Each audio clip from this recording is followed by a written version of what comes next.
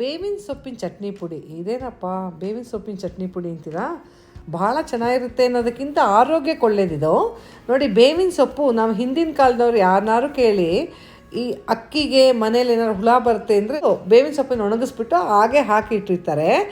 So ಆ ಥರ ಮಾಡ್ಬೇಕಾದ್ರೆ ನಾವು ಯಾಕೆ ಬೇವಿನ ಸೊಪ್ಪು ತಿನ್ನಬಾರ್ದು? ಆರೋಗ್ಯಕ್ಕೆ ಎಷ್ಟೋ ಥರ ಹಿತಕರ.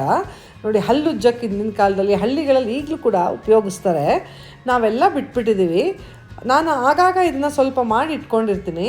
ರುಚಿಗಿಂತ ರುಚಿನೂ ಸ್ವಲ್ಪ ಇರುತ್ತೆ, ಬಟ್ ಆರೋಗ್ಯಕ್ಕೂ ಒಳ್ಳೆಯದು. ಹೇಗೆ ಮಾಡೋದು ಅಂತ ತೋರಿಸ್ತೀನಿ. ಕಹಿ ಅಂತೂ ಇದ್ದೇ ಇರುತ್ತೆ, ಆದರೆ ನೀವು ಏನಾದ್ರು ಅಡುಗೆ ಜೊತೆ ಇದನ್ನು ಸ್ವಲ್ಪ ಹಾಕ್ಕೊಂಡು ನೆಂಚ್ಕೊಂಡ್ರೆ ನಿಮ್ಗೆ ಅಷ್ಟು ಗೊತ್ತಾಗಲ್ಲ.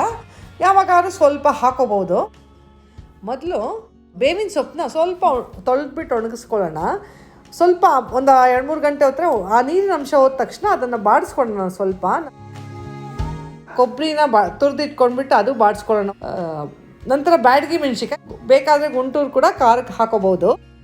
ಬ್ಯಾಡಗಿ, ಹುಣಸೆಹಣ್ಣು ಸ್ವಲ್ಪ ಬಾಡಿಸ್ಕೊಳ್ಳೋಣ. ಸ್ವಲ್ಪ ಬೆಲ್ಲ ಹಾಕೋಣ ರುಚಿಗೆ.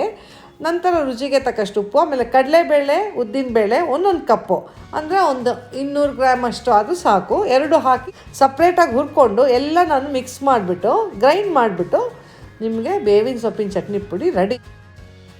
4-5 ತಿಂಗಳಂತೂ ಆರಾಮಾಗಿರುತ್ತೆ. ಕಹಿ ಸಹಜವಾಗಿರುತ್ತೆ. ನಾವು ರೊಟ್ಟಿಗೋ ಅಥವಾ ಚಪಾತಿಗೋ ಅನ್ನಕ್ಕೋ ಬೇರೆ ಜೊತೆ ಏನಾದ್ರು ಮಾಡ್ಕೊಂಡಿರ್ತೀವಲ್ಲ, ಪಲ್ಯನೋ ಏನೋ, ಇದೊಂದು ಚೂರು ಹಾಕ್ಕೊಂಡ್ರೆ ಆರೋಗ್ಯಕ್ಕಂತೂ ಭಾಳ ಒಳ್ಳೆಯದು. ಇದ್ರ ಬಗ್ಗೆ ಬೇವಿನ ಸೊಪ್ಪು ಬಗ್ಗೆ ನಾನು ಹೇಳೋದೇ ಬೇಕಾಗಿಲ್ಲ. ಯಾರು ಹಿಂದಿನ ಕಾಲದವ್ರು ಕೇಳಿದ್ರು ಹೇಳ್ತಾರೆ, ಎಲ್ರಿಗೂ ಗೊತ್ತಿರೋದ ವಿಚಾರ. ಈ ಥರ ಮಾಡ್ಕೊಂಡು ನಾವು ಬೇವಿನ ಸೊಪ್ಪನ್ನ ತಿನ್ಬೋದು.